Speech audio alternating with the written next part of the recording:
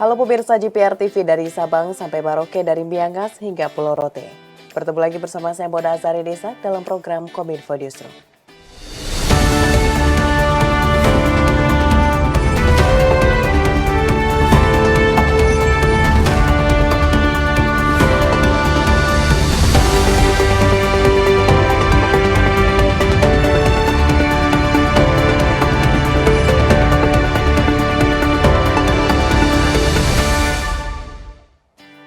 Pemirsa, kita ke informasi pertama. Staf khusus Presiden Bidang Hukum Didi Purwono menyebutkan Jakarta hingga kini masih berstatus daerah khusus ibu kota.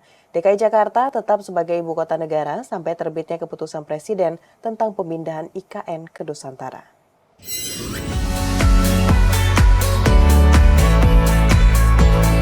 Staf khusus Presiden Bidang Hukum Didi Purwono menjelaskan bahwa Jakarta hingga kini masih berstatus daerah khusus ibu kota.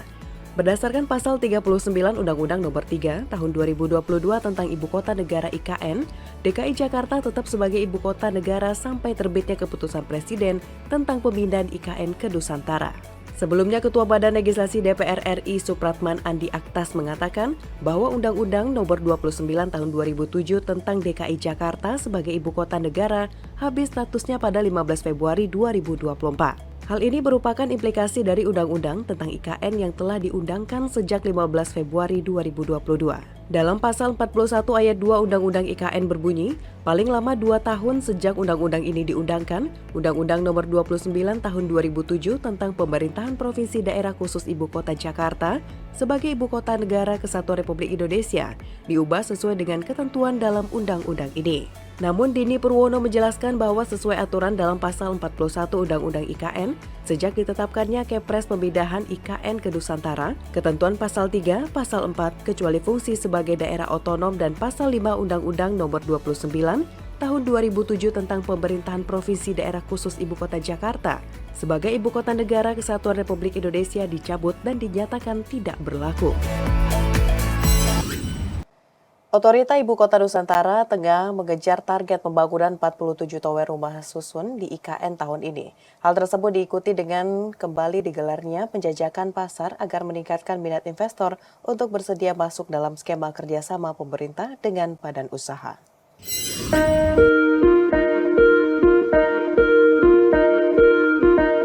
Otorita Ibu Kota Nusantara kembali menggelar market sounding atau penjajakan pasar untuk mengejar target pembangunan 47 tower rumah susun di IKN pada tahun 2024.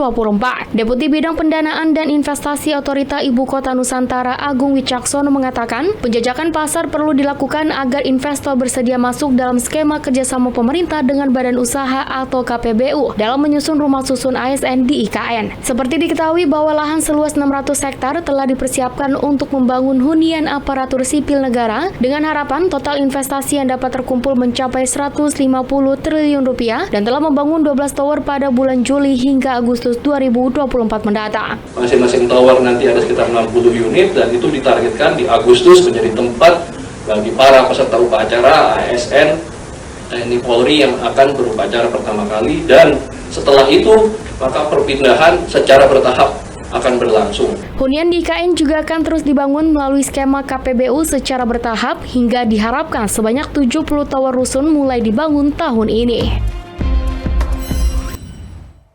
Pemirsa, Direktorat Jenderal Bea dan Cukai Kementerian Keuangan melakukan pemusnahan barang ilegal hasil penindakan di bidang kepabeanan dan cukai periode tahun 2020 hingga 2024 senilai 10,2 miliar rupiah di Kota Batam, Kepulauan Riau.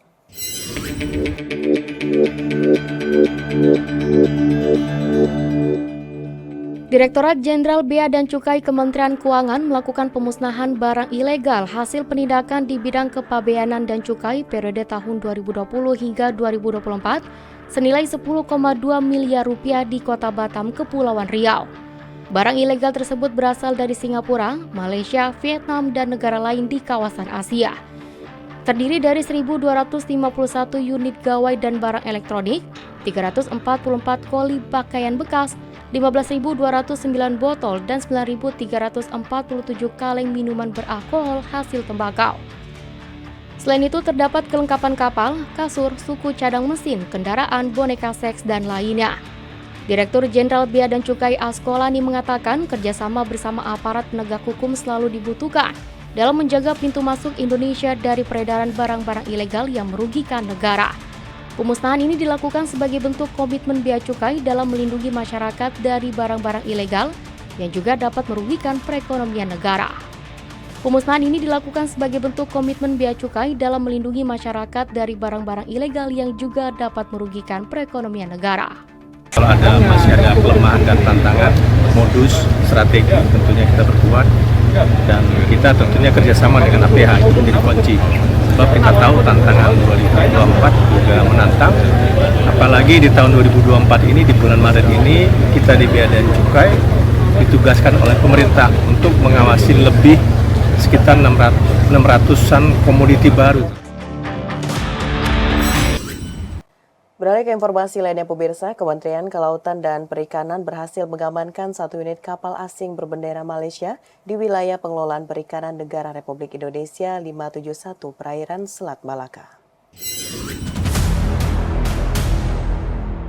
Kementerian Kelautan dan Perikanan berhasil mengamankan 1 unit kapal ikan asing berbendera Malaysia di wilayah pengelolaan perikanan negara Republik Indonesia 571 yang berlokasi di perairan Selat Malaka. Modus operandi kapal yang digunakan adalah berlayar di area perbatasan dan masuk perlahan ke wilayah Indonesia. Kapal tersebut juga menyembunyikan bendera Malaysia di dalam kapal.